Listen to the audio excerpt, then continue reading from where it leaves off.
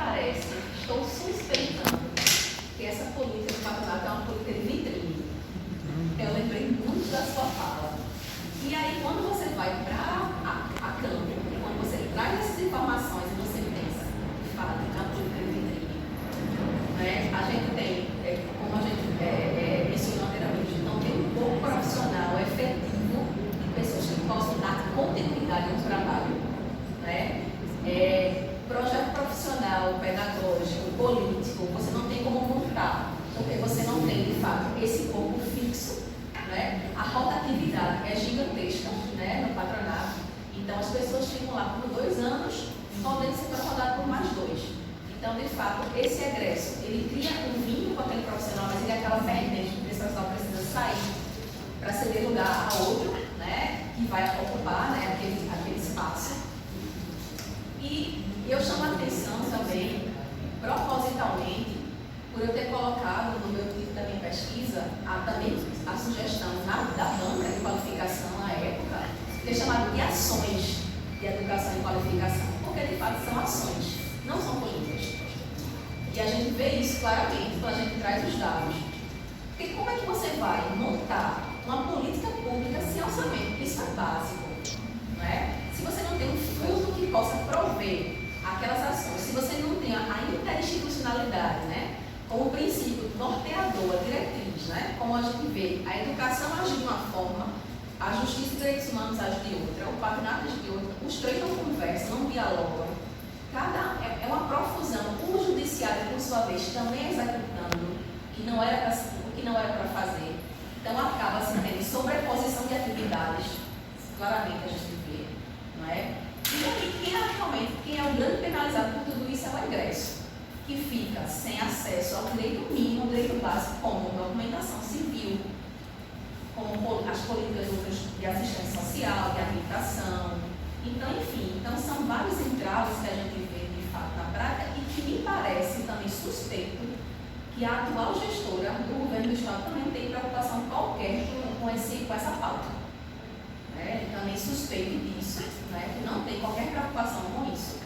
Ela lançou recentemente um programa, né, de segurança pública, após 8 meses de gestão.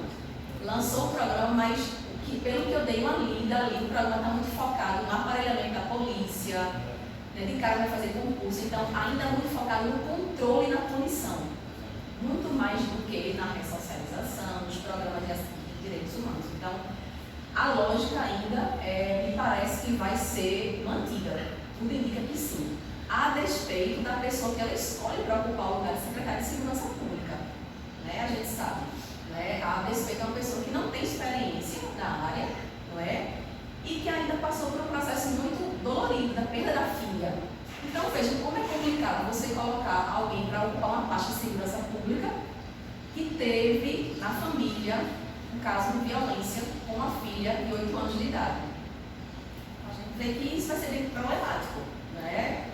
Vai ser bem problemático. A gente vem conversando já nos pequenos grupos, né, com algumas pessoas, que isso tende a ser problemático, né? Porque acaba aqui reforçando, na verdade, o controle, o encarceramento.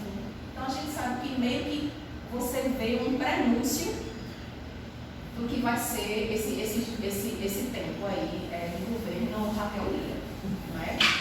E o patronato penitenciário, ainda em contato com a equipe este ano, porque eu fiz a coleta no ano passado, mas ainda em contato, perguntei a eles como é que está, vocês já chegaram pessoas para compor esses locais que estão, né, desocupados? Não, até então não havia chegado ninguém. Nesse número entendendo que lá estava sem nomeação, até abril estava sem nomeação, estava indo trabalhar, mas sem remuneração, porque ela não havia nomeado ele ainda para sair a portaria. Mas me parece que já saiu a portaria de nomeação dele. Então, ou seja, são vários problemas, né, que a gente vê, que é uma coisa que parece que é feita para não dar certo. É feita para não dar certo. Porque é um público invisível, porque está com os direitos políticos suspensos, então não vai dar voto. Infelizmente é assim. Eles não vão dar voto, eles estão com os direitos políticos suspensos, né? Então, assim, não vai ter grandes repercussões para a bancada, né, eleitoreira, né, digamos assim. Mas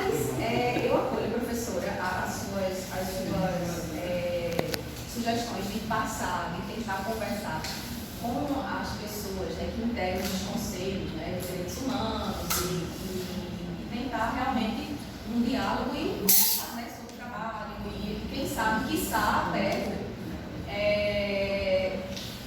indicar, né, propostas, enfim, né, que possam, que eu meio que fiz algumas, me arvorei, né, a fazer algumas sugestões. A questão do controle social, né, controle participativo, a gestão participativa não existe, né, não existe de fato um órgão que integre esse egresso, que tenha de fato a participação de cada ente de governo, né, para se discutir uma política, né. Então há muito que se caminhar nessa esfera, né. E aí eu desejo de fato que o estudo ele não se encerre aqui, né, que hajam outros pesquisadores interessados em encampar também, né, essas investigações, para que a gente possa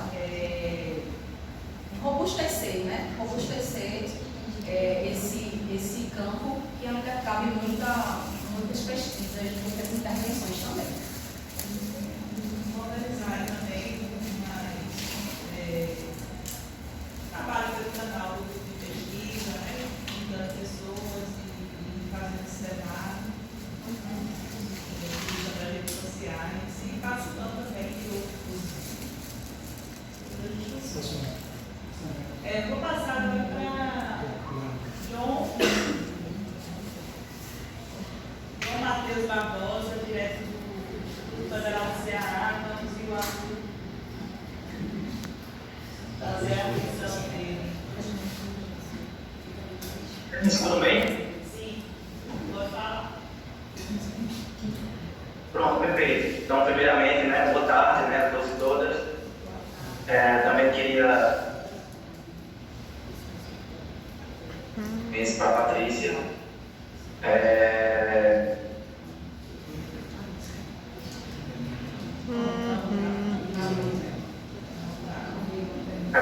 De fato, estão me ouvindo? Deu uma travada, não. Retoma aí. Fala, Patrícia, se tu desligar a tua câmera, o áudio. Não sei, eu acho que tu não. Tira uma câmera, né? Pode não, você deixa ligada. Estão me ouvindo bem? Pode ligar, se você. A gente vai ligar a Patrícia para. Dependendo da internet dele, até comigo. Estão me ouvindo? Pode Ele não está falar. ouvindo a gente, parece. Pode falar. É o microfone, Patrícia, que está muito Ó, perfeito. Estão me ouvindo bem, né? Sim, pode falar. Sim. Pronto, eu estava dizendo assim que, primeiro eu queria, né, novamente agradecer, né, a Patrícia, pelo convite, a professora Catarina, então, o principal é o professor Ramon, né, estava falando mais uma boca com ele, e também a professora Valéria, prazer conhecer a professora, aprendi muito com a sua missão também. Foi um desafio para mim o trabalho de Patrícia, porque confesso que ele trabalha nessa interface com a discussão do sistema prisional, né, da criminologia, nessa interface com a educação é de fato algo novo, né, para mim que pesquisa no médio. Inclusive a própria Patrícia citou isso no corpo do texto. Ela disse que ela fala de como é um tema ausente, né, no nosso programa de pós-graduação, né, e também eu diria mais, é um tema que comparece pouco nas pesquisas sobre educação, né, de fato a gente vê essa ausência. Então, também a Patrícia já tem essa contribuição, né, já que se coloca nesse debate que é ausente no campo das políticas sociais, nas políticas de educação. Nesse caso, uma política que faz uma interface, uma política multidisciplinar que envolve diversas áreas, como bem destacou a professora Valéria. Eu, até em função aqui do Tanumbi, que é horrível, dá uma angústia, né? A professora Valéria falando um monte de coisa importante, e quando cortava eu ficava, puxa, perdi de aprender isso, perdi de escutar isso que ela falou. Né? Então, assim, você fica angustiado comigo por conta disso. Então, eu vou tentar fazer aqui viu, Patrícia, uma questão bem generalizada, até para otimizar aqui também a questão da ferramenta, e aí eu lhe mando no parecer os detalhes, mais pormenorizados, do que eu identifiquei também. Muitas das coisas a professora Valéria já colocou, né? Então eu vou só reforçar isso lá no parecer. Então, assim, de maneira geral, Patrícia, eu queria caracterizar o seguinte no teu trabalho primeiro. É um texto muito bom, muito agradável de ser lido. É um texto muito fluido, né? Apesar de eu ter tido pouco tempo para ler, assim, eu li assim, os dias foram suficientes pela forma gostosa e interessante, objetiva e sintética, né, que você escreve. Então, eu gostei muito da forma como você escreve, o texto é muito bem escrito. É um trabalho muito bem amarradinho, né? A professora Valéria destacou o seu cuidado, né, em colocar lá nos apêndices, nos anexos, as documentações, as tabulações, você explicar como foi que você fez. Porque é de fato um exercício científico e em educação a gente sente muito isso nos trabalhos de educação, né? Então, geralmente a gente tem a análise, mas o autor não explica como foi que ele chegou naquelas categorias, por exemplo, né? Como é que chegou naquela categoria? Quais foram os trâmites, quais foram os manejos dessa categoria? Então, você, ao nos apresentar a tabulação no final do trabalho, nos dá essa oportunidade de conhecer como você procedeu, né? A partir ali, acredito, da técnica da análise de conteúdo. Inclusive, é uma coisa que eu até estava aqui para você colocar no trabalho, enfatizar, né? E parece que você utilizou a análise de conteúdo, né? Você não teve o trabalho, mas pela forma como você colocou lá o processo de categorização, parece que foi. Você coloca lá o estilo, a metodologia, aí você explica pouco o uso dessa técnica e que usou essa técnica, inclusive no resumo também, tá? E aí já falamos sobre o resumo também. Eu achei o resumo, acho que o resumo tá bom, tá tranquilo, né? Você coloca aquilo que o resumo precisa ter, né? Que é uma breve contextualização do que é o patronato, do seu problema, a metodologia, que tipo de pesquisa você fez pesquisa documental, fez análise de entrevista. Só ressalvo essa inserção de você inserir ali qual foi a técnica de análise, é a única coisa que está ausente no resumo. E os resultados, né, que já estão também no resumo. Então, para mim o resumo está bem escrito, colocando essa questão da técnica de análise. Aí veja, lá na introdução, né, a introdução também, né, eu sempre ressalvo que a introdução é uma parte importante demais do trabalho, inclusive eu deve ser escrita por último, né, porque vai trazer ali um panorama do trabalho ali, né, vai introduzir quem é da área e quem não é, no tema, na temática e na pesquisa. E eu acho que você consegue fluir bem ali a escrita e o fluxo estrutural do pré-produção. A única ressalva que eu faço, você traz dados interessantes ali de caracterização, que é importante na introdução, né? Quer dizer, a caracterização do tema, desse objeto, o que é sistema prisional, dar essas apresentações iniciais, preliminares do leitor, principalmente, eu que não conheci nada disso, como a professora Valéria até colocou, né? A parte da universidade não sabe o que é o patronato, o som deles, então, as primeiras páginas, você já tem já vai se informando de maneira imediata, né, de maneira de característica o que é, do que se trata e isso você está analisando. Né?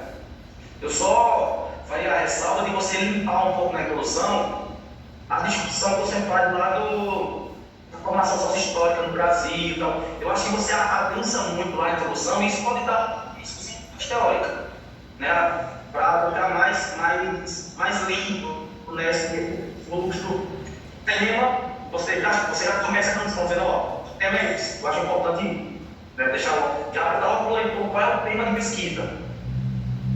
A partir qual é o seu objeto. Então você já apresenta isso, aí você vai caracterizar, vai historicizar o objeto. Eu acho que essa discussão teórica lá, a formação histórica, o colonialismo, que é importante, né, do ponto de vista teórico para o seu trabalho, eu acho que isso você pode, acho que você aprofunda muito, desce muito nessa discussão, você pode fazer isso lá na conversação teórica. Tá? Tá dando para entender, Patrícia? Tá falando? Estou sim, estou entendendo você. Show. Achei muito acertada também a escolha, na verdade, né, dos referenciais teóricos, né? Principalmente o Mesaros, né? A Elaine Bell, né? Porque ela traz essa discussão inclusive, vou até falar uma questão que eu acho que para como potencial no teu trabalho, que é essa ideia do sentido da filantropia do sistema capitalista, ou seja, esses assuntos compensatórios. O que representa essas ações compensatórias, filantrópicas, via Estado ou via sociedade civil, para o sistema capitalista, né? Então, a Berg, a Elaine Berg, ela fez referência a esse debate, né? Então, acho que você utiliza bem essa referência para dar dignidade analítica no teu trabalho, né? Eu só faria, né, 2 sugestões, né? E assim, uma delas eu acho que é mais para outros trabalhos, né? Como a professora Valéria colocou, tem coisas que é para outros exercícios de pesquisa. Como enquanto avaliador para iniciar em outro momento.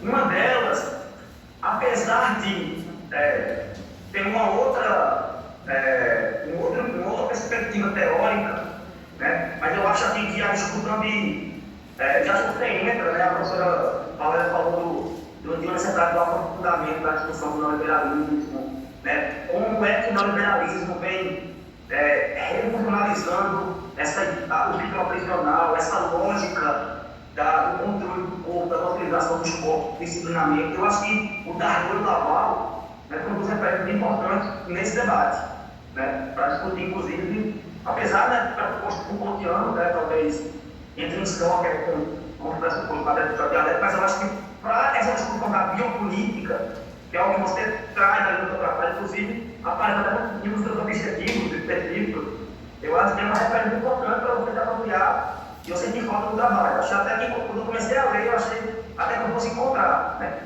Mas aí eu acho que é uma referência muito importante. E também, essa aqui eu acho assim, central, e o Patrícia, eu senti falta nessa discussão, né? Tendo em vista a questão da criminalidade, desses sujeitos e sujeitas, né? Que estão isolados da sociedade, né? E isso passa muito pela discussão das classes, né? E você vai lá no Marx, você traz lá a discussão da acumulação primitiva, de como é que o sistema capitalista produz, né, frações inteiras da população que não vão ter acesso à lógica do trabalho formal e por aí vai.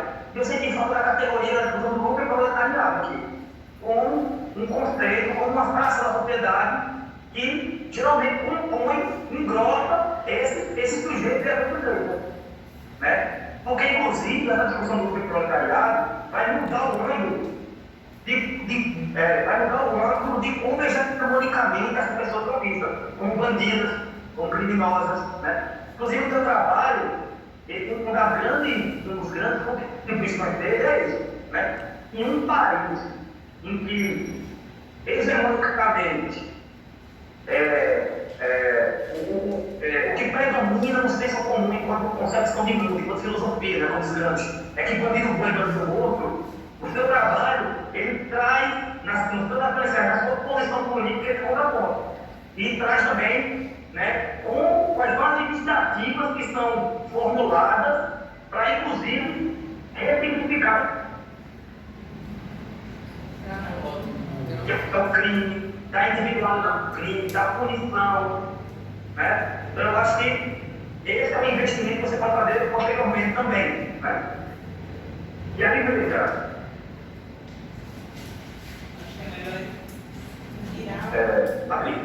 Sobre essa questão, né, do conversação teórica, talvez não vá ser algo mais pretensioso, mas é algo que eu também, na leitura, eu achei que eu fosse encontrar e não encontrei. E eu confesso até que é um debate que eu não domino tanto, eu já li algumas coisas sobre, né, mas assim, eu achei que eu fosse encontrar também, eu acho importante você situar o debate do abolicionismo penal. Por quê? Porque é uma perspectiva que está nesse debate. Então, quer dizer, é uma perspectiva que vai questionar, inclusive, as medidas compensatórias do Estado. Porque, segundo essa concepção, na criminologia crítica, essas ações compensatórias do Estado, elas estão sintonizadas com a própria demanda do sistema capitalista e, portanto, elas vão explicar melhor essa insuficiência da política, né? O seu trabalho, ele aponta inúmeras contradições que acontecem naquilo que é prometido. Então, quer dizer, ausência de funcionários, um tipo de vínculo, infraestrutura precária, falta de financiamento ele é de emenda parlamentar, está numa relação clientelista e por aí vai. Né? Do ponto de vista do abolicionismo penal, né, esse tipo de situação ela não é ocasional, ela é intencional. Porque essa iniciativa do Estado está alinhada com as demandas do setor produtivo econômico, no caso neoliberal, de individualizar o sucesso e o fracasso do sujeito e, portanto, essa perspectiva para mais como uma docilização do sujeito do que como um processo de ressocialização. A própria ideia da ressocialização, eu acho que o referencial ele ajuda a inclusive, fazer uma formatação disso.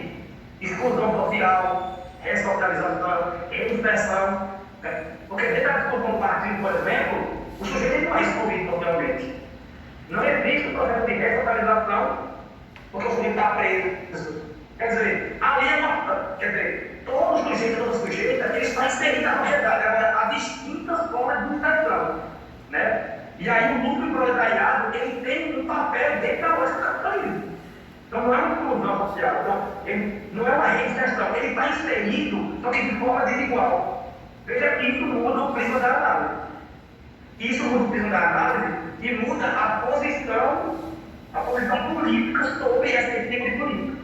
Então, o debate da abolição penal ele vai trazer outros ângulos para olhar esse tipo de política, por exemplo. Então, eu acho que, pelo menos, situar no debate, eu acho que faltou isso, né? Inclusive, eu acho que, mas eu estou falando da análise, Patrícia, eu acho que essa é a única lacuna que eu encontro na análise, né? Você descreve muito bem, você encontra as contradições, por exemplo, na política, inclusive, concorda com a professora Valéria, você vai além do que você promete, você tem os objetivos.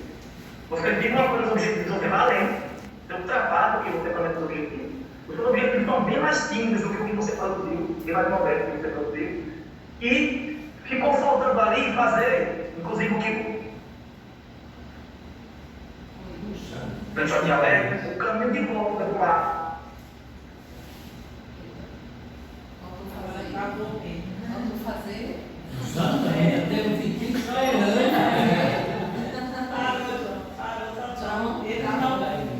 O que ele representa, do ponto de vista do capital, por exemplo, o que você identificou como. Oi? Tá ouvindo? Volta o disco aí. Faltou fazer. Faltou fazer. Não, cortou. Volta o disco todinho aí. Faltou fazer. Aí ficou todo mundo esperando aqui. Foi todo mundo. As cenas. Eu acho, tá escutando, né? Agora sim. Eu acho que foi nessa parte que eu parei. Está dizendo o seguinte, na análise da Patrícia, ela evidencia as contradições que perpassam essa política.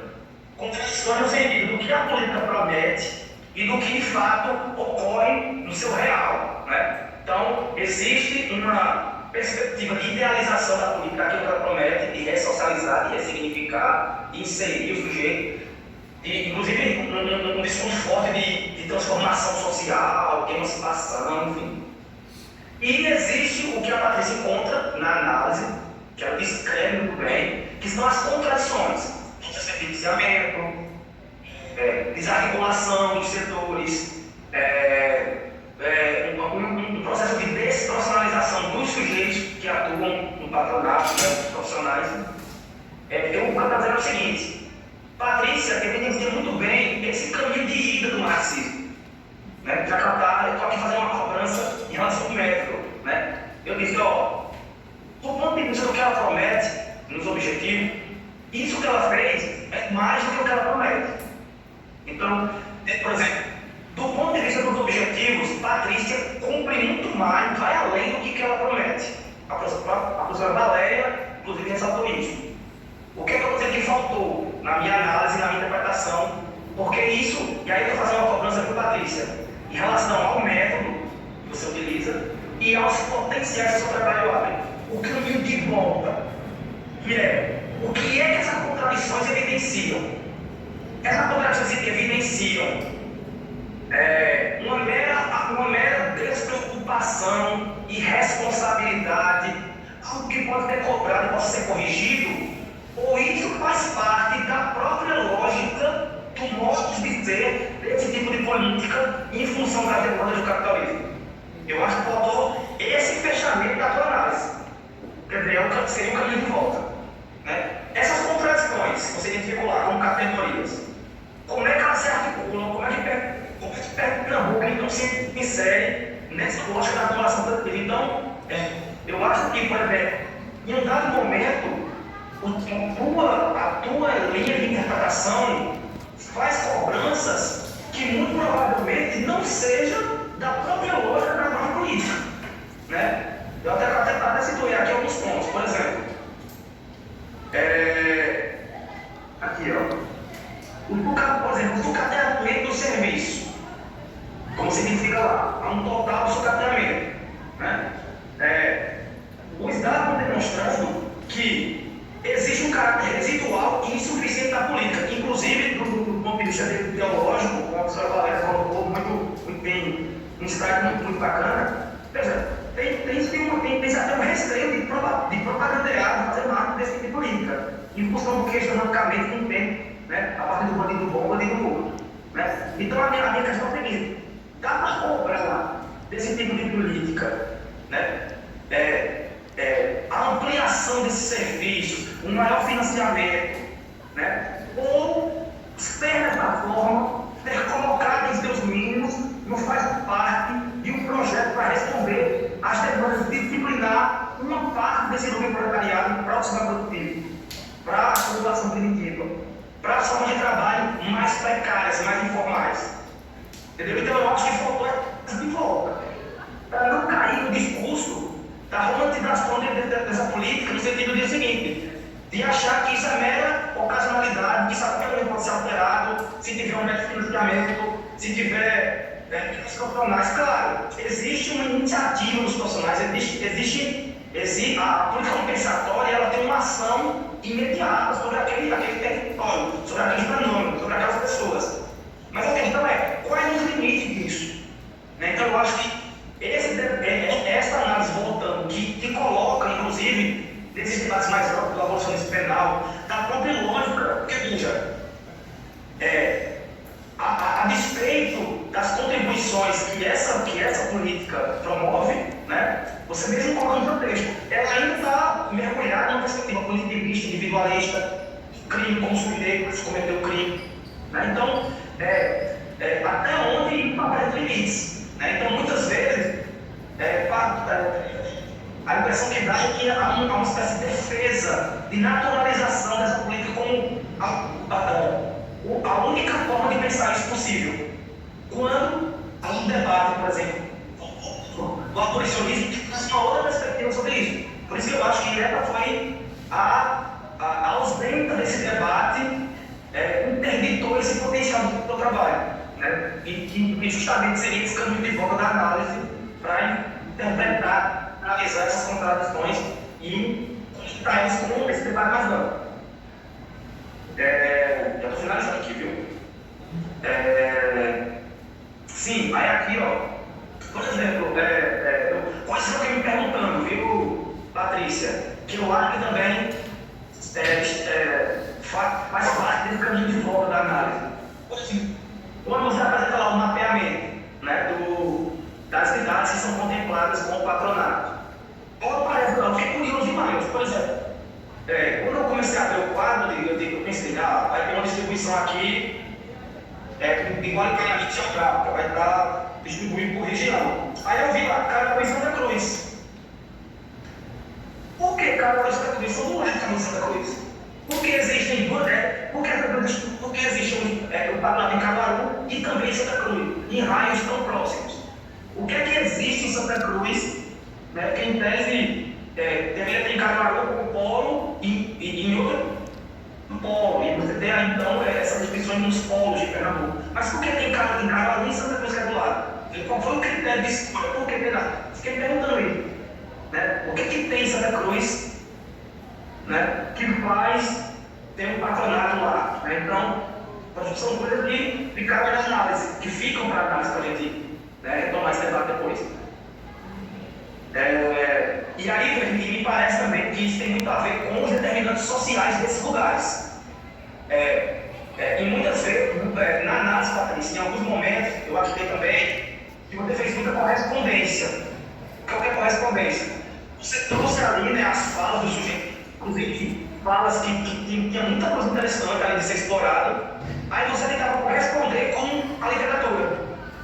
Quer dizer, você acaba enquadrando a riqueza de elementos que estão ali na literatura que fala de um outro contexto, que fala de uma situação e de maneira mais genérica. Então, às vezes, eu perdi ali elementos de particularidades que são de Pernambuco, que são de Caraú, que são de Santa Cruz.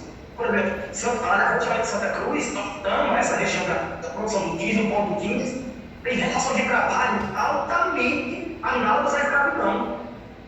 Você tem ali, as facções, por exemplo, são famílias que estão mergulhadas na informalidade, são famílias inteiras, né? que estão inseridas no sistema produtivo jeans, que abarca esse território. Então, será que esse determinante socioeconômicos não levou a ter um patronato lá, por exemplo? Esse tipo de particularidade poderia explicar essa divisão, essa distribuição do patronato em duas cidades tão próximas, Santa Cruz e Caruaru. Então, são elementos que às vezes na análise tu perdia, porque tu está mais preocupado em corresponder com a literatura, com aquilo que a literatura está dizendo. E aí você tem essa ideia de correspondência. E aparece pouco a interpretação da autora, né? E mais a correspondência com o autor. O dado, a teoria, né? O dado, a teoria.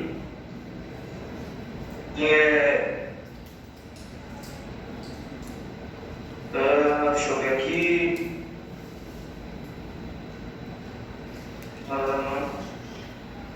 Já falei isso.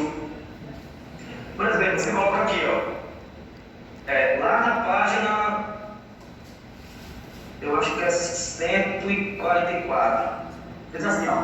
Nesse sentido, não é 134. Nesse sentido, o financiamento de programas de educação e qualificação profissional se inscreve na lógica do Estado mínimo, cujas intervenções fragmentadas e seletivas, que pouco se evidenciou, impedem a concretização dos direitos garantidos do texto constitucional. Veja que há uma crença de que é possível garantir esses direitos via esse tipo de política pública no contexto da crise estrutural do capital. Você traz uma mensagem lá na sua, no seu embasamento teórico. Logo, o fortalecimento das instâncias do controle democrático, nos regimes abertos e da privação da liberdade, serão desafios a serem encampados pelos movimentos sociais, organizações e não governamentais, bem como da sociedade em geral, visando o fortalecimento da agenda participativa de modo a provocar o executivo na implementação de um programa de atenção à população regressa, cujas práticas estejam orientadas para a melhoria de sua condição de vida. Ok, isso é possível no atual estágio de crise do capitalismo? Porque, veja, se eu coloco isso na mesa, eu passo a entender melhor porque a política é insuficiente. Ao invés de alimentar algum desejo de cobrança de uma possível mudança. Não sei se eu estou sendo claro aqui na minha discussão. Né? Claro, e até colocar aqui, claro que isso pode ser disputado, mas deve ser disputado também, Patrícia, o sentido disso, o sentido dessa política. Se ela parte de um sentido punitivista ou se ela supera esse sentido punitivista. Porque se essa ideia do patronato ela reforça essa ideia da punição individual que criminaliza, como você coloca no seu texto, pessoas negras da favela, ou se é possível pensar uma outra lógica, né? Uma outra lógica social. E aqui, no finalzinho ali, tem algumas interpretações que você faz em função da correspondência, dessa tecida da correspondência, e tu não demonstra. Por exemplo, coloquei aqui, essa é uma das interpretações que tu faz lá no finalzinho da tua análise. Embora o plano reconheça e a educação e a formação profissional não devam se constituir meramente com funções instrumentais, intensificam a competitividade e a concorrência relacionadas ao avanço tecnológico e ao desemprego, os dados coletados na prática e as leituras realizadas durante a pesquisa conduzem ao entendimento de que essas políticas estão amalgamadas na lógica financiarizada do capitalismo. Mas veja, na sua descrição lá, quando você mostra as contradições, você não constrói esse ideia com o capital financeiro. Você mostra que existem contradições, que existem problemas na política. Você descreve isso muito bem. Você caracteriza isso muito bem, inclusive com detalhes. Mas esse caminho de volta, quer dizer, como é uma contradição que articulam o capitalismo, que são contradições internas, mas tem uma lógica, tem um sentido de ser, tem uma intencionalidade dentro do atual estágio do capitalismo, você não pode essa conexão de volta. Aqui está dizendo que tem lógica, mas não é demonstrado isso na análise. Compreende? Ó, eu vou aqui. Essa é uma discussão que faria parte desse caminho de volta e que influencia, portanto, na lógica da exposição da tua análise. Inclusive, poderia até alterar a lógica de exposição da tua análise, porque tu optou por apresentar a análise a partir das categorias que tu achou. É uma forma de apresentar. E essa forma que tu optou, ela é muito mais descritiva. Ó, sobre isso, tem isso aqui. E esse caminho de volta, ele inclusive reorganizaria essa lógica de análise. Por isso que o próprio Marco falou, o caminho da pesquisa é um e o caminho da exposição de dados é outro. É outro método, porque você passa a entender. Entendeu? Enfim, depois, para que não parecer, está mais detalhado, tá? Eu acho que aí nas considerações, por exemplo, é muito sintomático quando você vai nas considerações em função dessas ausências e desses referenciais. Por exemplo, nas considerações que eu falo, por exemplo, de prisão humanitária. Aí eu fiquei, na hora que eu não sou, eu digo, como ser uma prisão humanizada? Entendeu? Que tem força, essas palavras, elas dão um choque uma na outra, né? E como é que seria um repensado? Voltado de prática de cultura. Então, por isso que eu tenho agora no debate da abolicionismo penal aqui, ele qualificaria um pouco esses elementos que você traz, né? Eu tenho aqui, na conclusão, tem a impressão de autora espera que o Estado compensador, né, e que essas políticas compensatórias corrijam uma contradição que é inerente à lógica do sistema capitalista, principalmente no atual estágio de crise estrutural, como ela mesma apresenta no seu referencial teórico.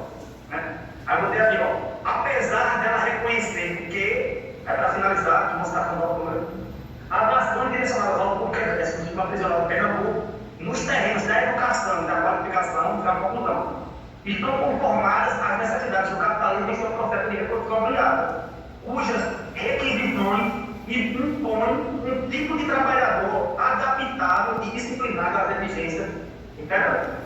No mais, Patrícia, apesar dessas minhas cobranças aqui,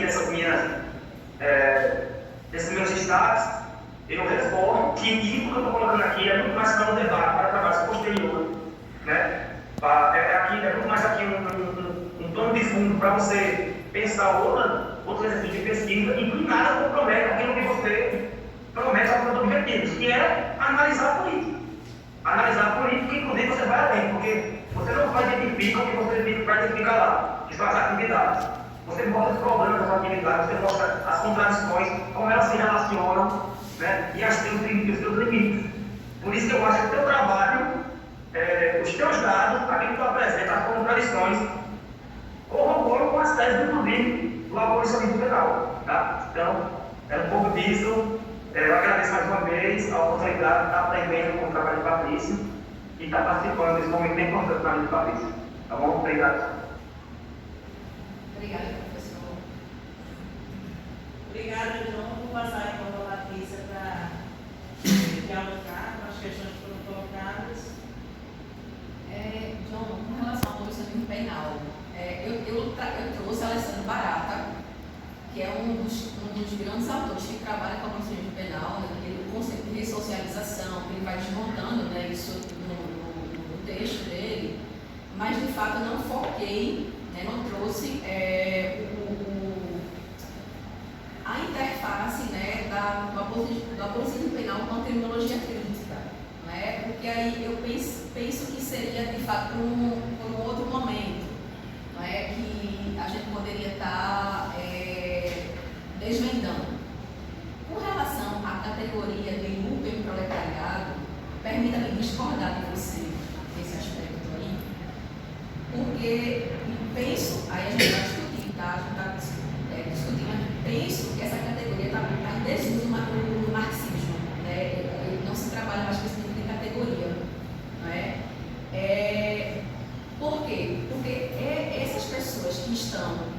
apartadas, né, dos direitos sociais. Oi? Cortou, né? Você ouviu até onde?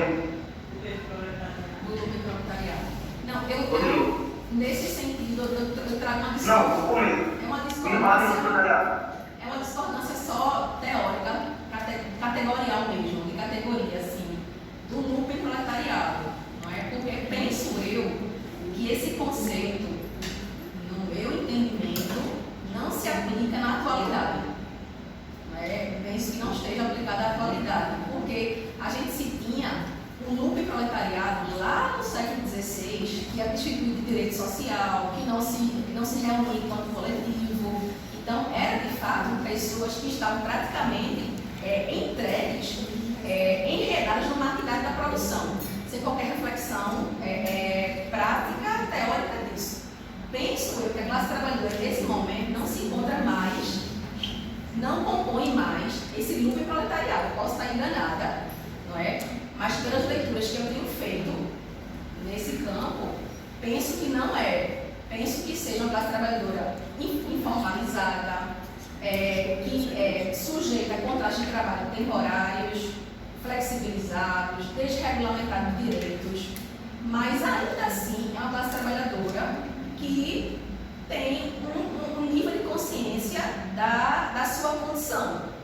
Diferentemente daquele núcleo proletariado, do flagelo, a gente está falando do flagelo da classe trabalhadora do século XVI.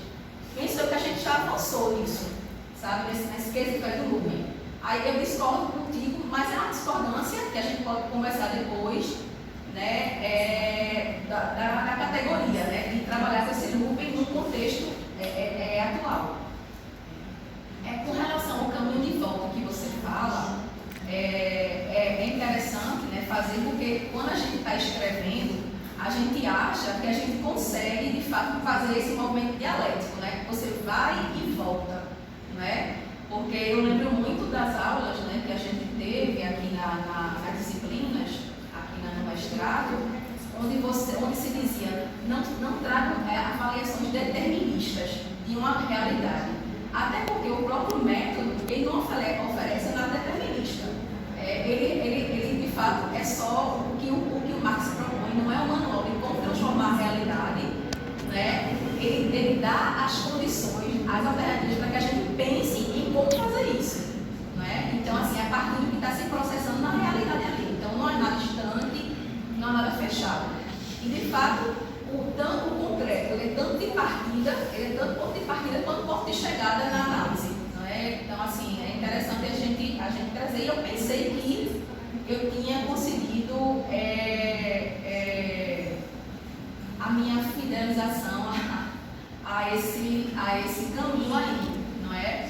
Mas vou atentar, né? A gente tem um tempo agora para fazer, antes de depositar o depósito efetivo, de fazer as considerações que foram aqui pontuadas, e eu vou realmente me debruçar sobre o que você estava falando, não é? Com relação a Dardot e Laval, de fato, foi um desafio não ter trazido Foucault para esse trabalho, né? Porque todo mundo que fala de direito prisional traz Foucault, né? Foucault, de fato, ele traz uma análise interessantíssima ali de como esses corpos foram mutilados e como esses corpos foram afetados, mas retirando da análise dele o modo de produção capitalista. Ele não foca no capitalismo, né? Ele não traz isso. Então, como eu não tenho muita familiaridade com a leitura de Foucault, né? Eu não tenho, de fato, não tenho. Eu procurei autores que trouxessem, né, uma leitura mais, uma perspectiva crítica, que foram aqueles que eu trouxe, o Rush, o Guichet, o Melócio Pavarini, porque são autores que vão trabalhar a punição vinculada ao capitalismo, punição como estrutura do capitalismo. Então, que não é a perspectiva de Foucault. Foucault ele não avança para isso aí, né? Ele não traz essa análise, digamos, de totalidade. A categoria de totalidade é retirada da análise Foucaultiana, né? Então, eu realmente não quis trazer, por realmente não me sentir confortável em trabalhar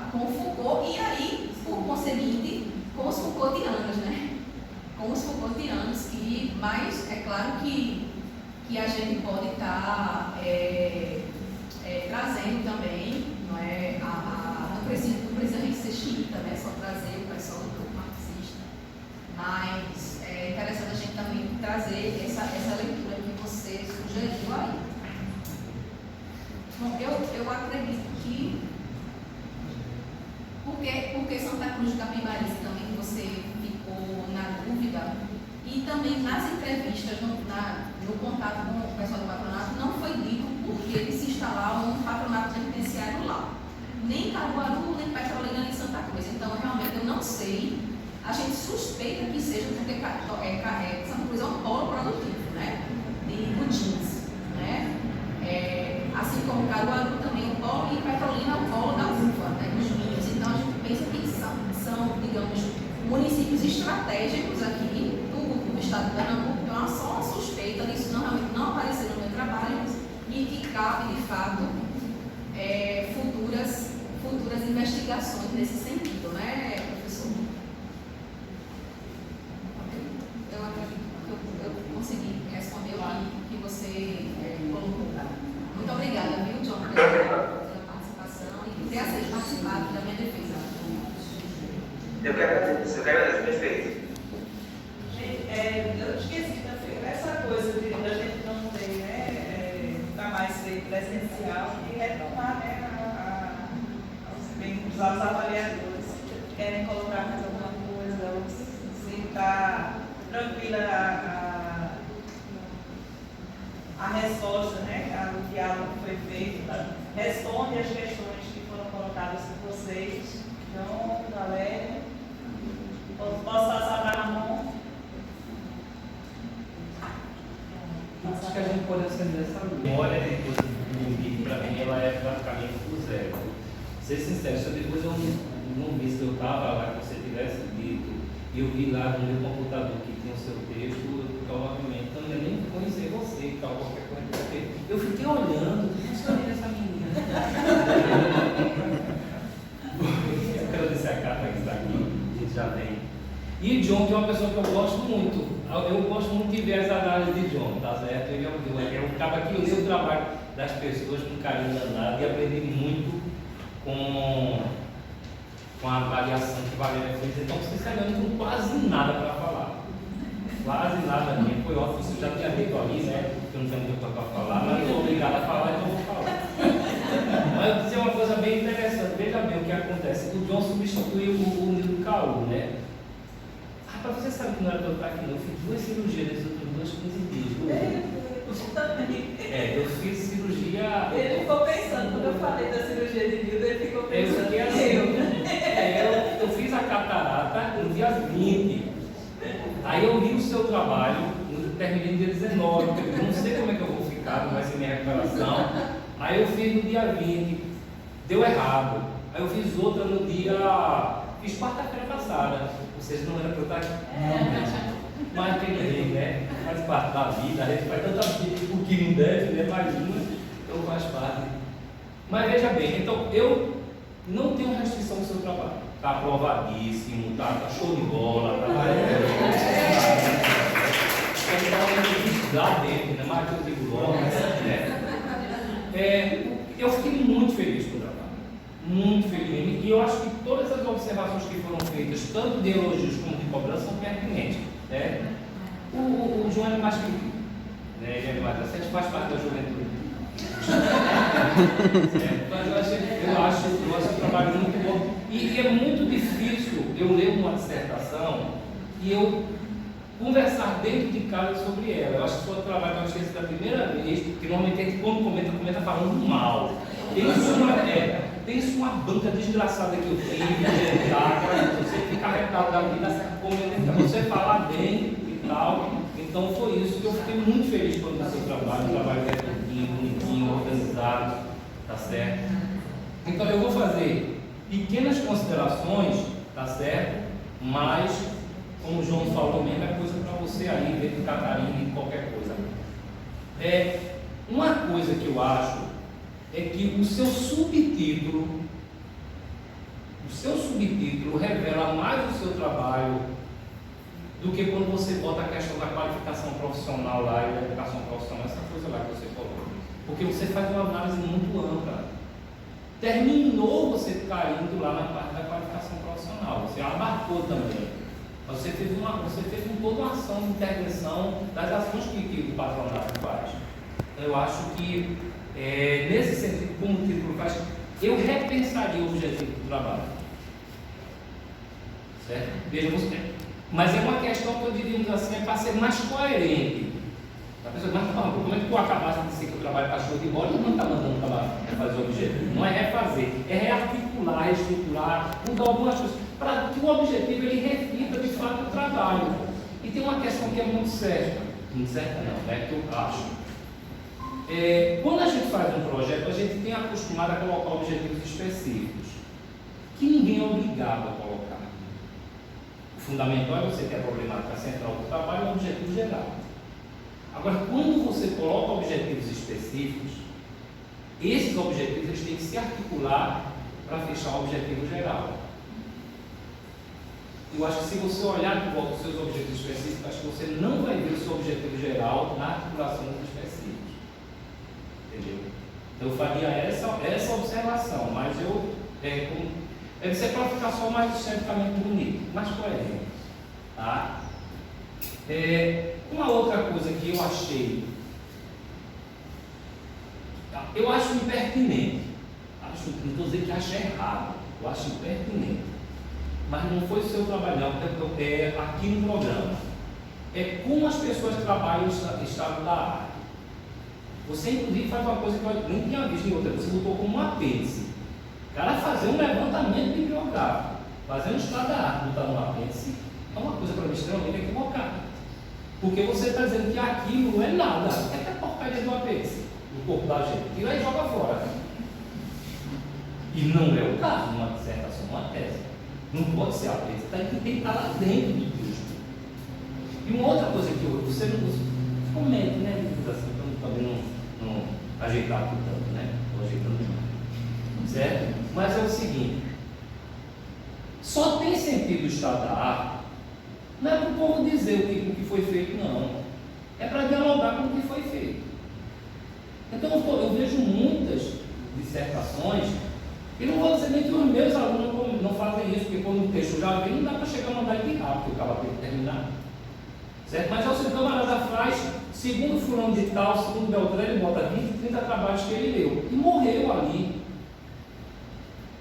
O cara fez uma pesquisa. O cara tem resultados e você não dialoga com o resultado do camarada, tudo bem que você pega 20 trabalhos, você não vai dialogar com os 20, pega os 4, 5, 6 que mais se aproximam do seu trabalho, dialoga com eles para ver se o que você chegou, o que é que avançou, o que é que se contrapõe, ou seja, esse para mim é o sentido, que na verdade eles chamam de estado da arte, mas nesse caso, essa apropriação bibliográfica que se faz com a dissertação à tese, esse mapeamento não é nem tanto o estado da arte, porque a lógica do estado da arte ela se configura por ela própria como um texto próprio.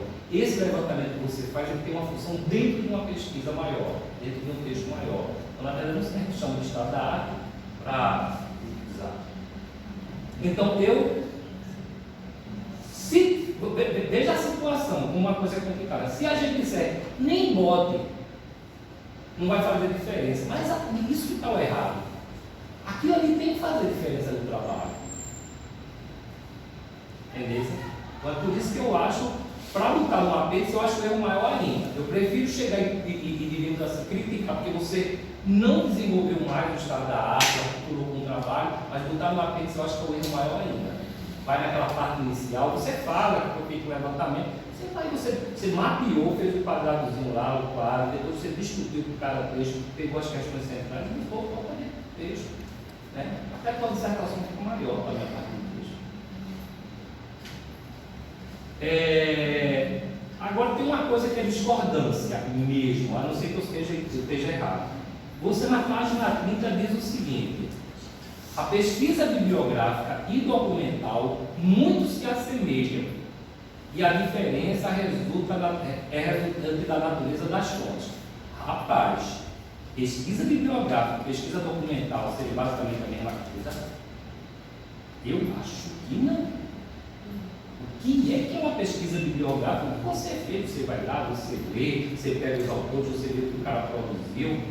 Até o manual de metodologia diz o que é uma pesquisa documental, é aquilo que você vai extrair de uma fonte original, aquilo que outros trabalhos não exatamente fizeram. A fonte, o que se objetiva, o que se quer, você quando pega uma pesquisa bibliográfica, você quer dialogar com o autor, você quer ver a tese central dele, você quer ver os argumentos, você quer ver a linha teórica dele, as articulações que ele faz.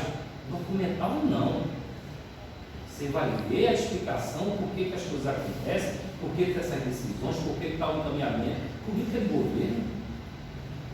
São coisas bem distintas. Posso estar errado também, mas se eu tivesse certo, eu retiraria isso do seu texto, porque são coisas bem distintas. Tem uma coisa que é o senso comum, não sei se é o senso comum, mas que você fala lá na página 85. Então, é tão pouquinho a coisa também que eu estava aqui anotando, porque eu estava terminado, já. Você diz que há urgência do capital de qualificar os trabalhadores para garantir os seus interesses, né, de uma mão de obra qualificada. Rapaz, eu não sei não. Isso foi dito lá pelos anos 90. Se falava que o capital, em função da reestruturação produtiva, tinha uma necessidade de requalificar os trabalhadores para exatamente. Pô, esse discurso eu acho que não tem mais sentido. Porque a gente tem o que são as políticas, como por exemplo a reforma do ensino médio. Mas não tem sentido de qualificar ninguém para ocupar um posto de trabalho que necessita de um tipo de qualificação. É ao contrário. As políticas hoje de qualificação, elas não têm nenhuma função de qualificação, tirando a dimensão da questão ideológica, ou como você usou o termo, da captura da subjetividade. Os postos de trabalho que mais geram emprego no Brasil são telemarketing, repositor de coisa de supermercado, atletas, pessoas que trabalham dirigindo moto ou dirigindo bicicleta para entregar. Que qualificação técnica o capital precisa para isso? Eu pensaria mais sobre isso, que o capital tem essa necessidade. Essa conversa aconteceu lá pelos anos 90, entendeu? Mas eu acho que já foi. Eu, pelo menos, não caminho mais nesse sentido. Agora, o sentido da qualificação e da existência de política, da legitimação do seu próprio insucesso individual, da sua proposição de pobreza, é uma outra coisa. É uma dimensão muito mais ideológica do que uma dimensão prática, concreta, técnica da dimensão do trabalhador. Eu repensaria isso. Aí você lá pegou em um momentozinho, falando do Foucault, diz o seguinte, é que o capital humano, teoria do capital humano, ela se estrutura em países onde o welfare state se mostrou incapaz de frear a destrutividade do capital, lá na página 87. Foi o contrário. A teoria do capital humano só teve força porque aquelas economias estavam crescendo, porque as pessoas estavam arranjando emprego, porque as pessoas estavam melhorando de vida, porque os trabalhadores começavam a ver no âmbito da própria economia capitalista a possibilidade de ter uma condição de vida melhor. Esse, por exemplo, quem pega isso muito bem, não sou eu, não estava vindo lá naquele tempo, não estava lá. É o texto do português, meu Deus, Rui Canário. Escola em tempo de crise, meu Deus do céu, eu esqueci. Mas exatamente, eu acho que é o melhor texto no que se refere para dizer assim, o sentido ainda de qualificar, ou de políticas de qualificação, diz, olha, no tempo do crescimento da economia capitalista, havia sentido em você fazer esse discurso do papel da escola como modo de ascensão social, porque as pessoas, de fato, estudavam e se empregavam. Então, o argumento do capital, essa construção da teoria do capital humano, ela tinha ressonância na própria população, porque era verdade. O camarada terminasse a educação básica, tem um emprego, arranjasse o ensino superior, tem um emprego melhor ainda. Então a coisa vai quebrar com a outra. Isso não quer dizer que nunca aquelas economias deixaram de ser capitalistas. Nunca o capital deixou de ter esses desafiados. para chupar o sangue dos trabalhadores, mas a população virou muito melhor, meu irmão. Já diz o Chico de Oliveira, naquele surgimento do antivalor. Esse período foi um período fundamental para a reprodução do capital, o fundo público, para a reprodução do capital, mas para a reprodução do trabalho. Até um ponto que o próprio processo de desenvolvimento do capital fez com que o fundo público ele se tornasse um exame, né, ou imprescindível, tanto para a reprodução do capital como para a reprodução da produção do trabalho. Então, eu repensaria. Não posso estar errado também. Certo?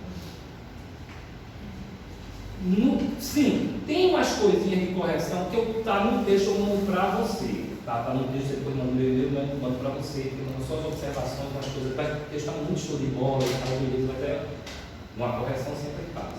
Mas uma coisa eu tenho que chegar e dizer, isso aí não posso esquecer. As referências bibliográficas têm que ser bem corrigidas. Aí muito bem, porque ali está destoando do seu texto. O seu texto é todo muito bonitinho, mas ou não, principalmente citar as revistas ali, os periódicos ali, entendeu? O texto está. Mas tem um negócio que você diz o seguinte: você é na construção do texto.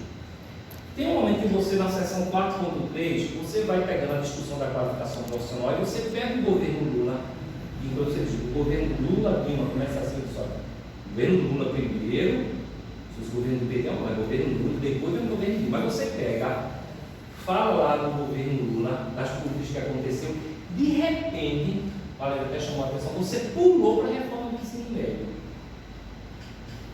Aí tu está em governo Lula, 2000 e pouco. E cadê o governo Dilma, por exemplo, que é a maior política para a educação profissional que tem nesses últimos anos, é o Pronatec, de dinheiro pra caramba. Tu não toca no Pronatec. Tu não fala do que foi a inexistência ou o que foi que aconteceu no governo Temer, tudo bem, eu até vou perdoar ele, né? A única coisa que ele fez foi destruir a escola de ensino médio, porque só por 2 anos, senão ele tinha acabado com tudo mais ainda. Mas o governo Bolsonaro. Mas é o seguinte, já que você fez, você tem que realizar tudo. Você vinha fazendo, querendo construir. Pega o governo Fernando Henrique, governo Lula, vai lá para a reforma do ensino médio. Como se fosse fazer uma lei, se você não vai entender, tem que fazer para ficar bonitinho. Coisa besta no governo Lula, sabe, no governo de uma maior política que teve, foi exatamente o Pronatec, que teve tal objetivo. Muito bem, no governo Temer, aí que foi feita a reforma do ensino médio, e o governo Bolsonaro não prestou para nada, não sei fazer de graça. Pronto, é simples, mas fazer a coisa certinha.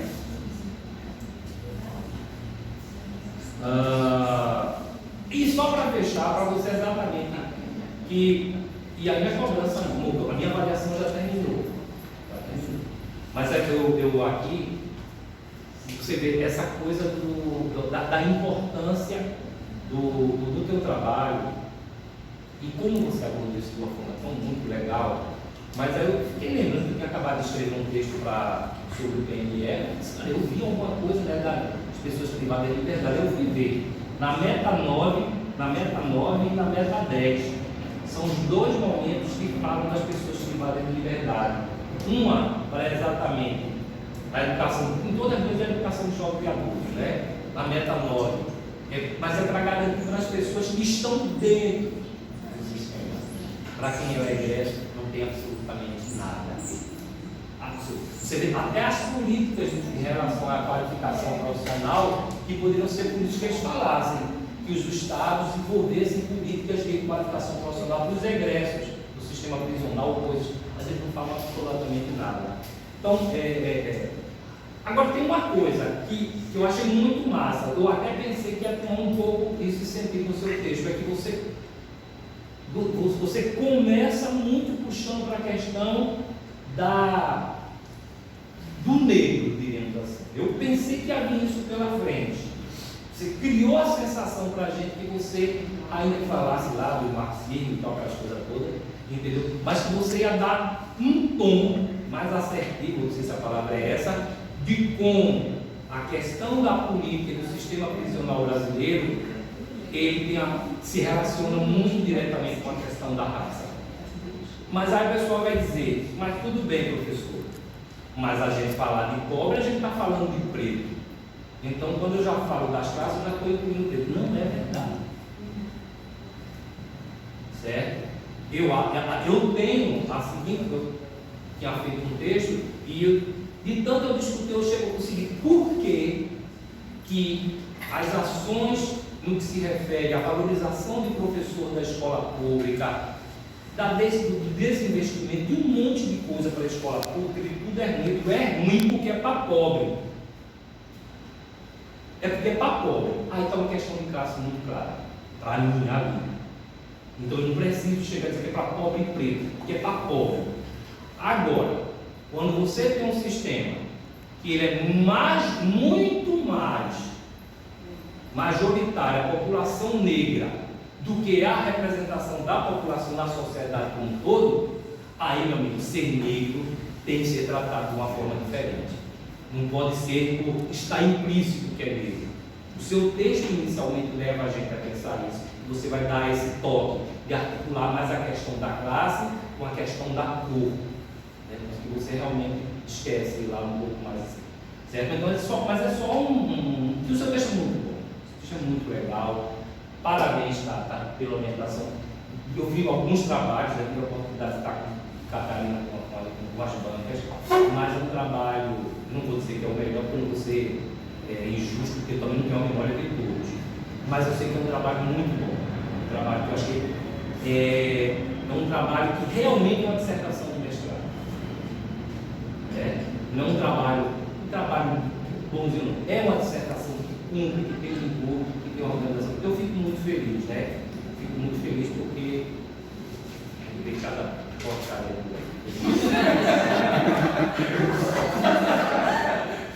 Obrigado, professor. Obrigado por estar assim. Obrigada, professor. Eu fico bem aliviada, agradecida e honrada pelas suas contribuições. Inclusive, eu vou até confessar um segredo para o senhor. Na qualificação, eu fiquei muito com medo das suas avaliações ali.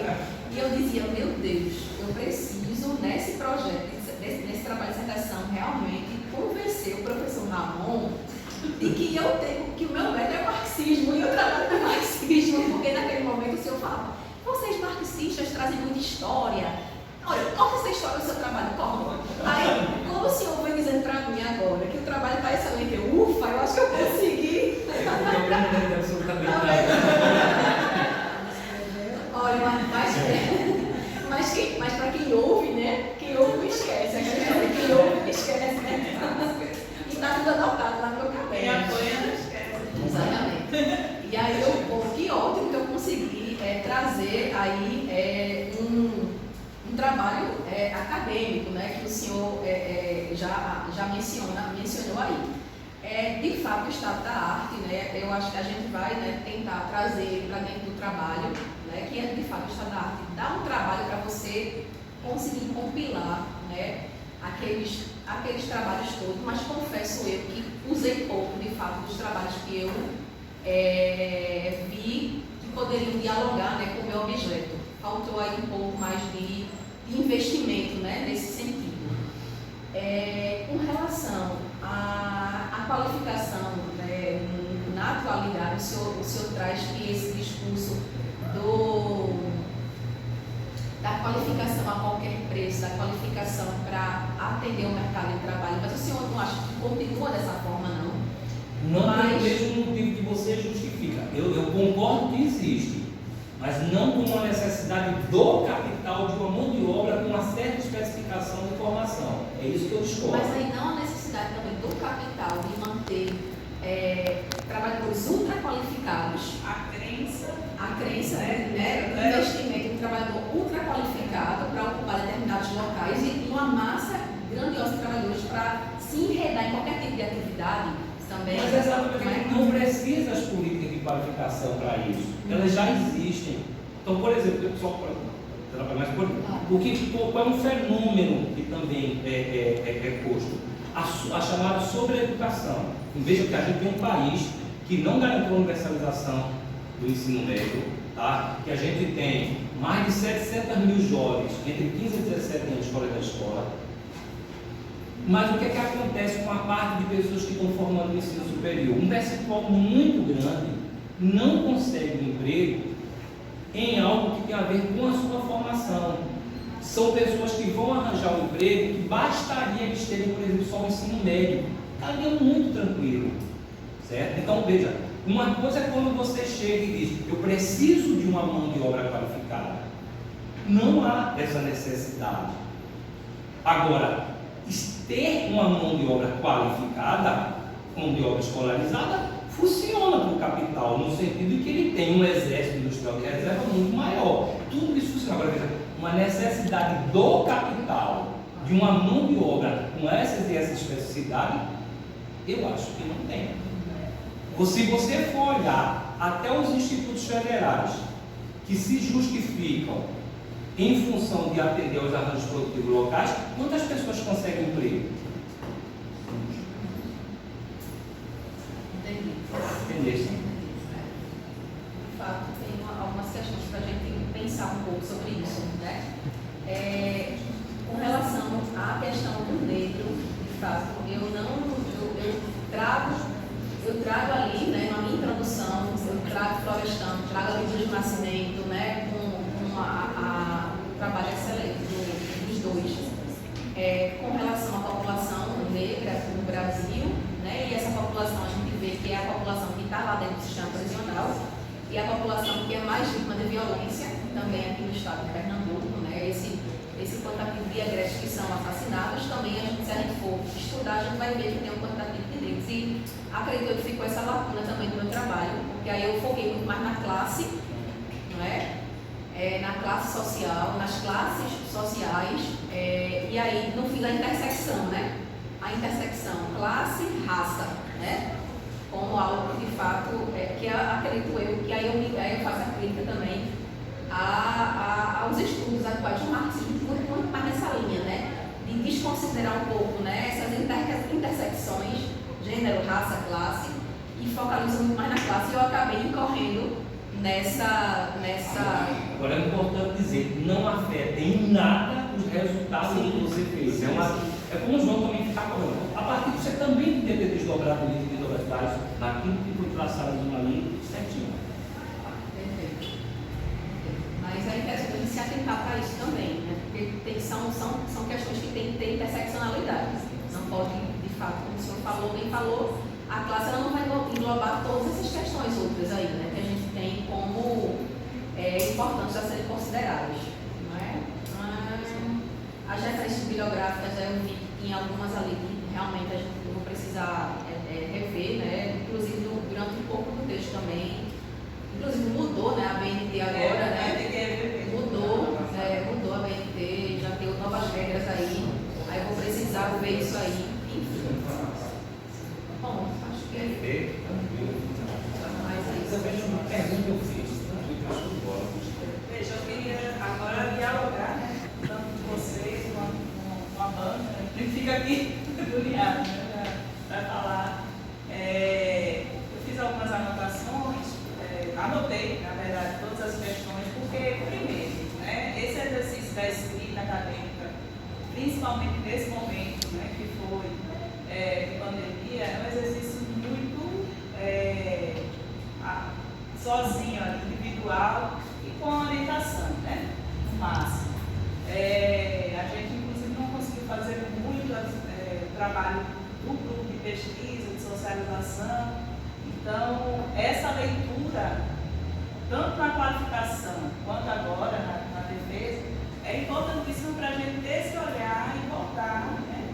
Inclusive preenchendo as lacunas que para a gente não estava vendo mais essas lacunas, que estava viciada a leitura, né? E também porque esses olhares são olhares de pontos de vista diferentes, né? Então, cada um traz aí questões. Eu achei interessante também, porque, como vocês viram aqui nesse processo de defesa, Patrícia tem as posições, ela tem a maturidade, ela dialoga, ela tem os porquês de cada escolha, né? Então, foi bastante gratificante e um aprendizado muito grande também meu, porque eu não conhecia essa discussão, me interessei, né, pela discussão, mas eu não conhecia, e aí eu fui me aproximando a partir dessa questão, né? E ela, por outro lado, é de outra área, e atua em outra área, e veio para a educação, né? E aí ela ficou nessa angústia mesmo de se aproximar da discussão da educação, né? Então, boa parte do processo dela do mestrado foi de gatear e começar a andar e começar a correr dentro da discussão da educação para trazer essa interface, né, para a discussão que ela estava fazendo. E aí, veja, eu queria só considerar assim, nas questões que foram colocadas, né, por exemplo, em relação a essa discussão, que aí eu vou ver, eu não voltei no texto, na página 93, Saviano, né, para dialogar com as questões, algumas questões foram colocadas. A gente, no grupo de pesquisa, a gente pesquisa sobre essa questão do tempo integral, né, nas escolas, e uma das questões que são colocadas como justificativa para o tempo integral seria do acesso, né, dessa população a uma educação integral, né, como uma forma também de aproximar, né, deixar menos desigual a educação. Só que esse acesso à educação em tempo integral, que é ofertada nas escolas públicas, em sua maioria, não é um acesso a uma educação integral, é um acesso a uma educação que aprisiona, né, que deixa, é a lógica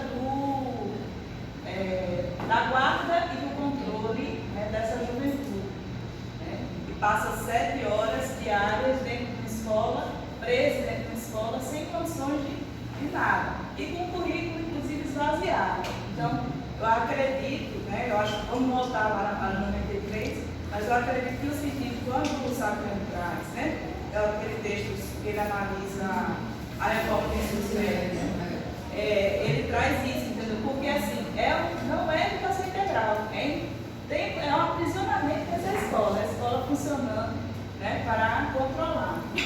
Em relação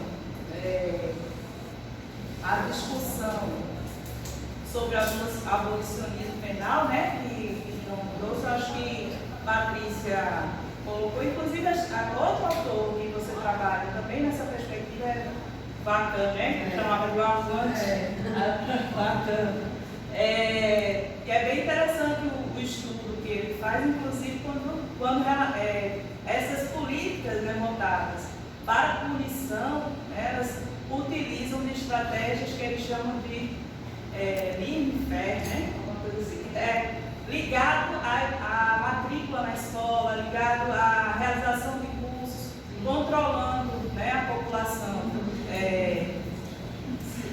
pobre, né, e vulnerabilizada através da educação também, né, do trabalho precarizado, porque nos Estados Unidos, por exemplo, a população, para ter acesso às políticas, benefícios, né, assistenciais, eles precisam aceitar qualquer tipo de trabalho, né?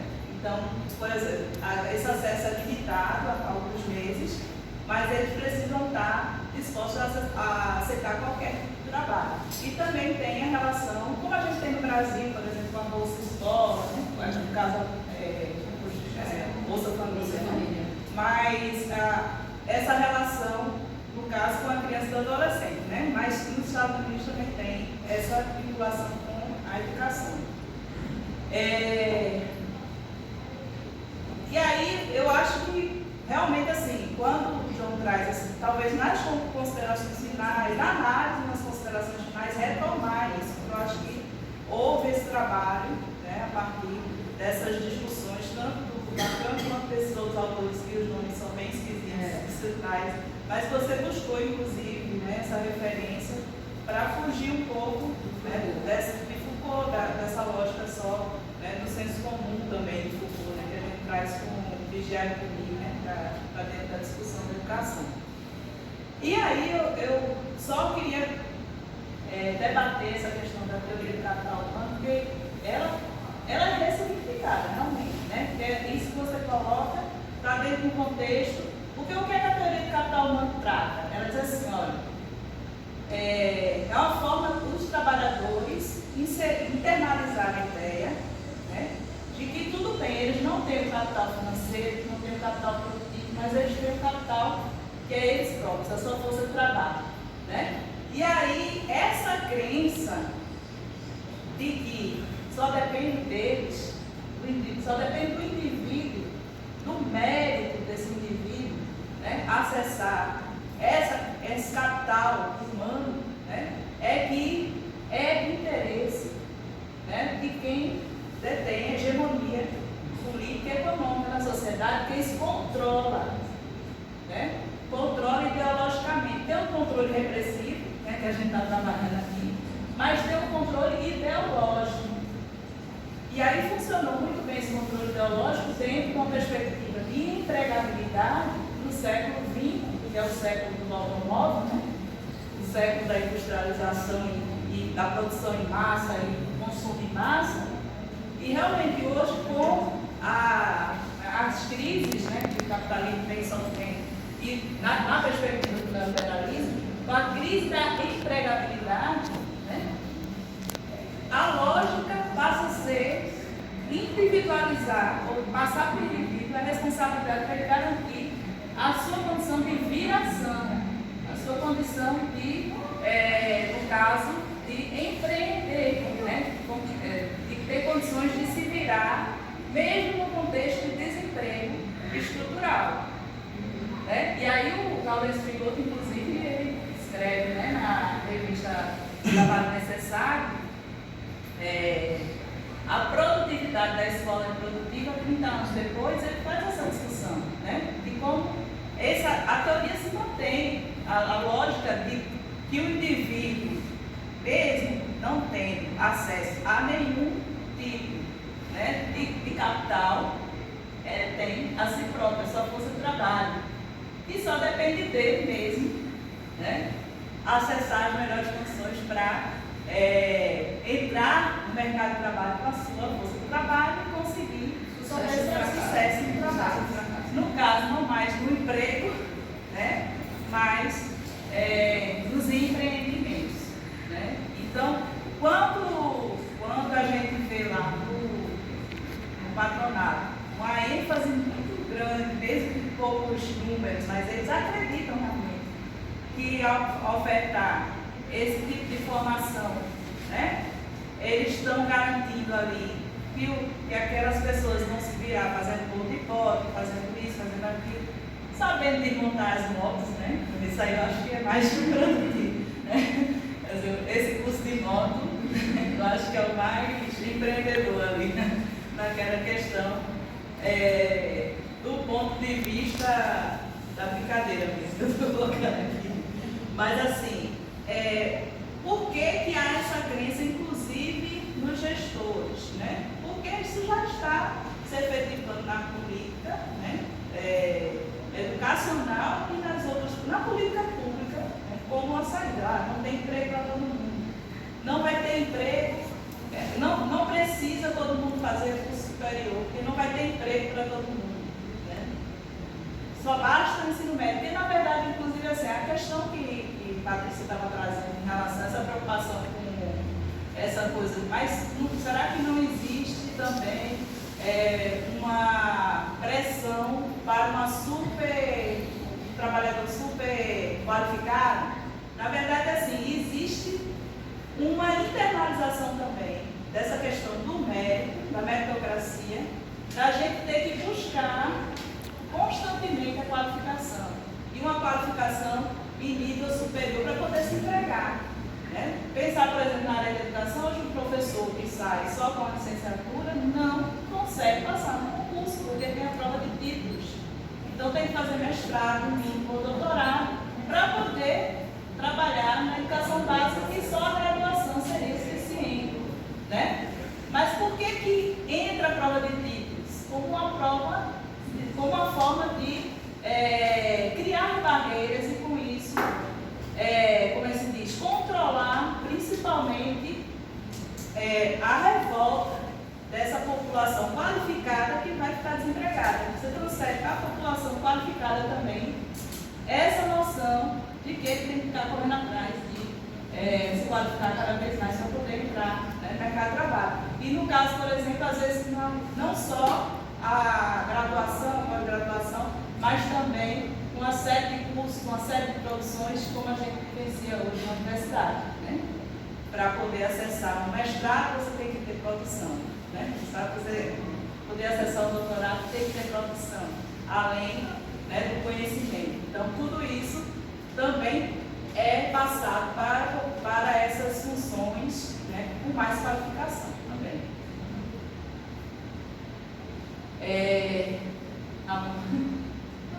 Quer falar uma coisa?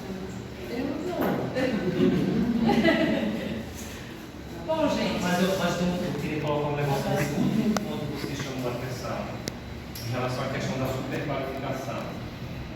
Tem uma coisa, né, que é, nós temos que envolver que trabalha aqui, que é a questão da performatividade.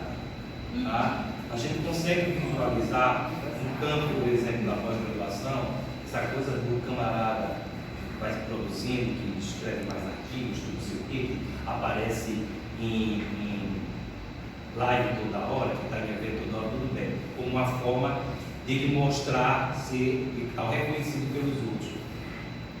Só que eu acho que a gente, como está vivendo uma sociedade de extrema competição não porque ela seleciona os melhores, não é isso, mas é porque o espaço de trabalho, as ofertas de trabalho são tão diminutas que você realmente cria e você vai buscando estratégias para poder arranjar alguma coisa. Então você termina um curso hoje, se você não arranja um emprego amanhã, você já faz um outro curso. E mesmo você trabalhando de manhã, já faz um outro curso de noite, porque eu sei que a qualquer hora eu posso estar desempregado. Então eu acho também, mas aí eu estou falando só de achismo mesmo, tá? Que há um movimento por parte das pessoas, não da alta classe média, tá certo? Não da alta classe média, mas aqueles que têm empregos mais instáveis, ou carreiras mais instáveis, de exatamente ir criando uma superqualificação. Não é nem tanto que o outro demanda, mas é o cardápio. É o cardápio. Não é que você vai aprofundando, porque a aprofundamento a gente faz graduação, mestrado, doutorado. Isso é um aprofundamento. Mas um camarada, ele fez curso de tal coisa, fez curso disso, e muitas vezes cursos que não tem nada a ver com o outro. O que quer dizer? Para onde aparecer o emprego, eu tenho alguma possibilidade. Então, na prática, o camarada vai dizer, eu estou super qualificado. Você pode até discutir se ele está super qualificado ou não. Ele tem um cardápio grande de qualificação. Você pode ir num restaurante e o cara pode ter um cardápio com muita comida, porque é uma porcaria. Agora, quando o camarada ele aprofunda no bacalhau, ele aprofunda na picanha e ele vai para aquilo, aí ele começa a ter para mim uma qualificação melhor. Então, nesse debate da superqualificação, eu colocaria esse ingrediente. Não estou nem pensando sobre isso, não, mas me veio aqui a partir da fala. Mas no resto eu não falo. Pronto, gente, a gente vai sair. Eu vou ligar para a gente sai.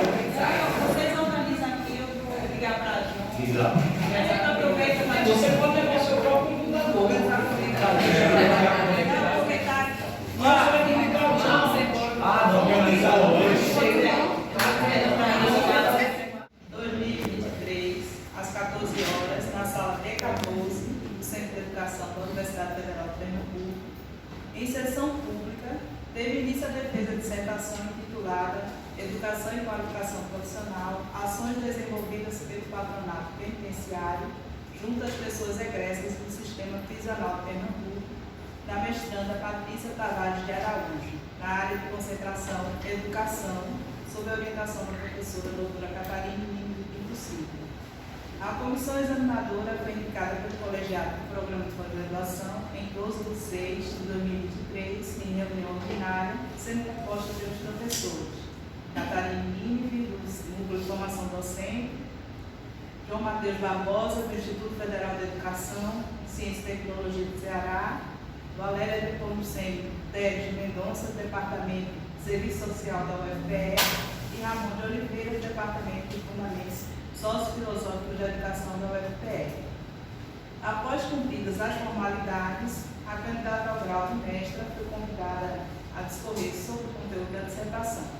Concluída a explanação, a candidata foi arguida pela comissão examinadora e, em seguida, reuniu-se para deliberar e conceder-lhe a menção aprovada.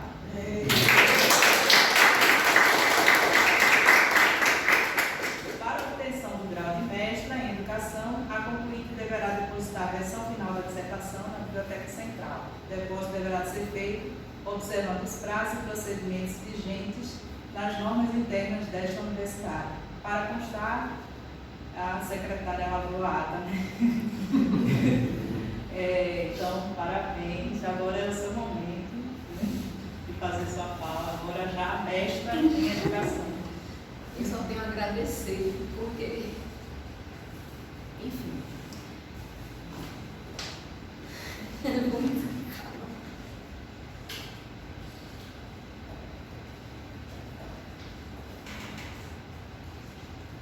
agradecer, gente, a vocês por terem participado desse dia tão especial.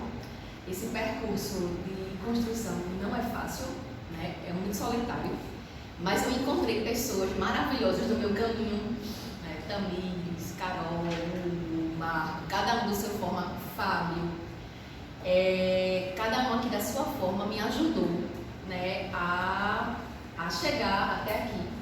As aulas brilhantes da professora Catarina, do professor Jamerson, que eu agradeço por você ter me escolhido, professora, para me orientar. Até briga. Eu agradeço.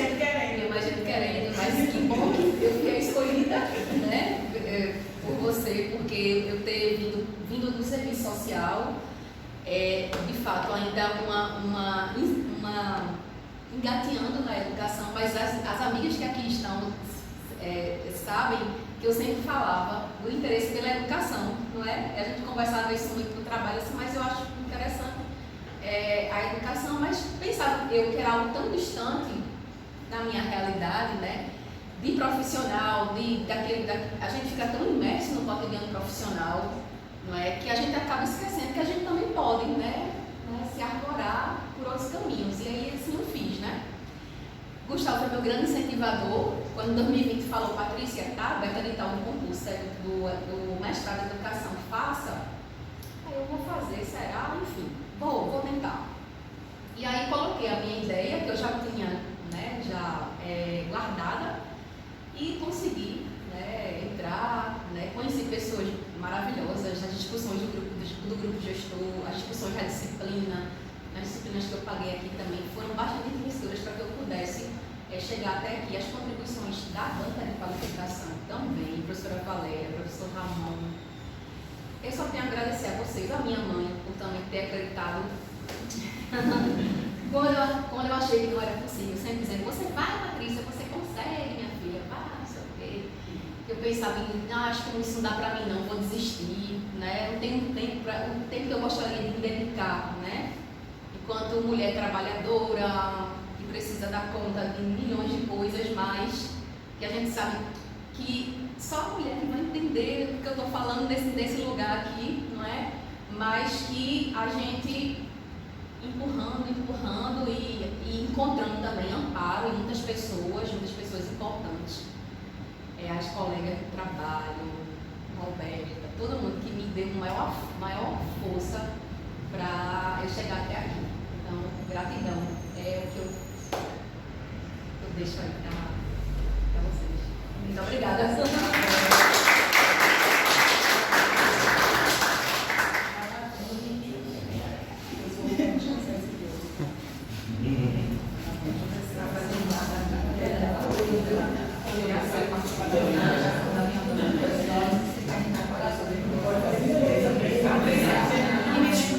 Patrícia,